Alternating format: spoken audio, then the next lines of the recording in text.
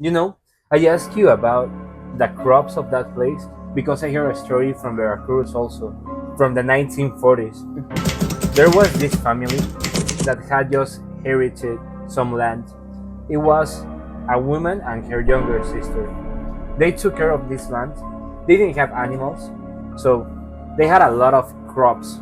So every year they have to hire a lot of people to work the land for them to make a profit.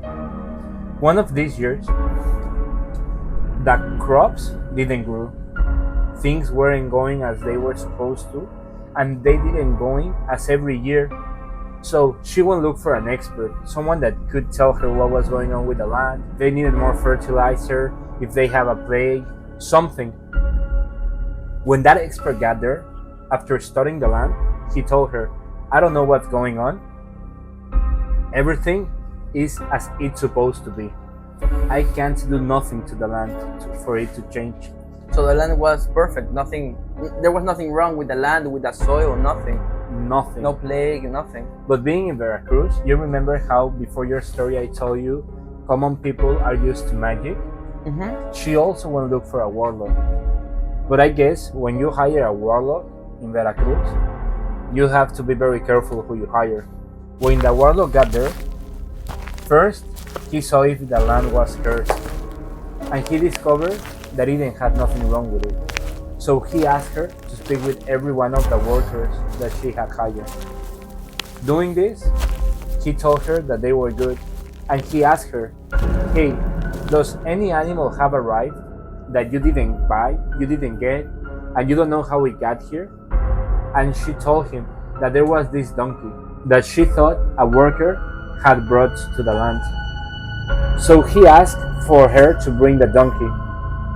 When he saw the donkey, he grabbed his face and looked straight into his eyes and told her, we have to tie him. We have to tie him. Make sure he doesn't escape. They put a rope around his neck and brought it to a tree in the middle of the land. The warlock told the lady that that was a Nahual. When she asked him how he knew, he told her, look at his eyes. He has human eyes. So he didn't have like animal eyes? No, human. That's how they say you are able to know if it's a Nahual or not, if you have any doubts. Like white with then a color and then black in the middle, like purples? Yeah, just like us. So she asked him, can you get rid of him?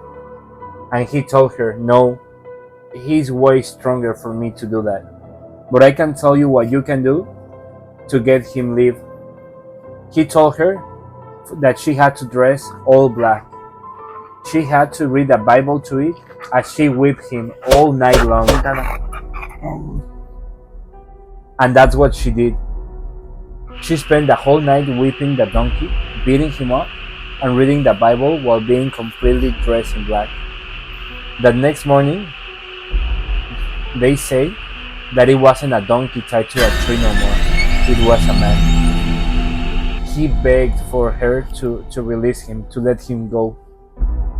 And she did. But you know, the land didn't get good anymore. It was too late. She had to sell that land because it was cursed. And nowadays, land is where they build houses. So nothing grew there again. Like she hired a warlock, but her crops didn't grow again. You know, yeah, I guess because she didn't really get rid of the Nahual, and the way for him to get back at her was cursing the land and making sure that she couldn't use it no more.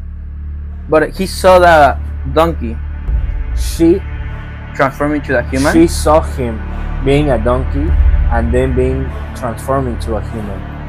So like she witnessed a transformation back. Maybe she made him transform from the whipping. I don't know. After so much amount of pain, there are wizards, right? There are these higher sorcerers that can transform into animals, but that doesn't mean they don't feel. I guess the pain beat him.